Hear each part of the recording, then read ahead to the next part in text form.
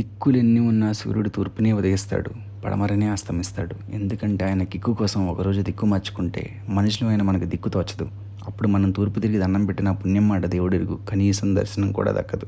అలాంటిది మనలో ఎంతమంది రోజు సూర్య నమస్కారం చేస్తున్నాం? కనిపించని దేవుడికి మొక్కుతాం, కంటికి కనిపించే సూర్యుడికి మాత్రం రోజులో ఒక్కసారి కూడా మొక్కం. ఒకరోజు ఆయన రాకపోతే మనకి రోజు గడవదు, రాత్రి నడవదు, పగలు మెరవదు. అంతదాకా ఎందుకు, మన రోజువారీ పనే అవ్వదు. మనం ఈ రోజు వరకు ప్రత్యక్షంగా త్రేతాయుగం నాటి శ్రీరాముణ్ణి చూడలేదు, ద్వాపర యుగం నాటి శ్రీకృష్ణుణ్ణి చూడలేదు, ఆఖరికి ఆ కలియుగ ప్రత్యక్ష దైవం శ్రీ వెంకటేశ్వర స్వామిని చూడలేదు. అయినా వీళ్ళందరికీ పూజలు చేస్తాం, నోములు నోస్తాం, కొబ్బరికాయ కొడతాం, కొరుక్కుని తినేస్తాం.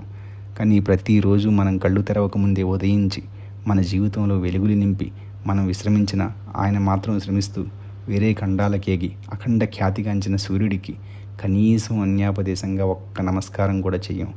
రోజులో అర్ధభాగం మన కూడా నడుస్తాడు, నీడలా తోడుండి నడిపిస్తాడు.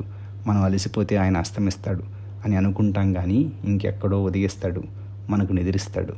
అందుకే మనం ఇకనైనా కళ్ళు తెరుద్దాం, ఆ భాస్కరుడికి నమస్కరిద్దాం, అజ్ఞానం అనే అంధకారాన్ని విరుద్దాం, జ్ఞానం అనే వెలుగులో తరిద్దాం. ఈ వీడియో మీకు నచ్చితే సబ్స్క్రైబ్ చేయడం మర్చిపోవద్దు. Thank you.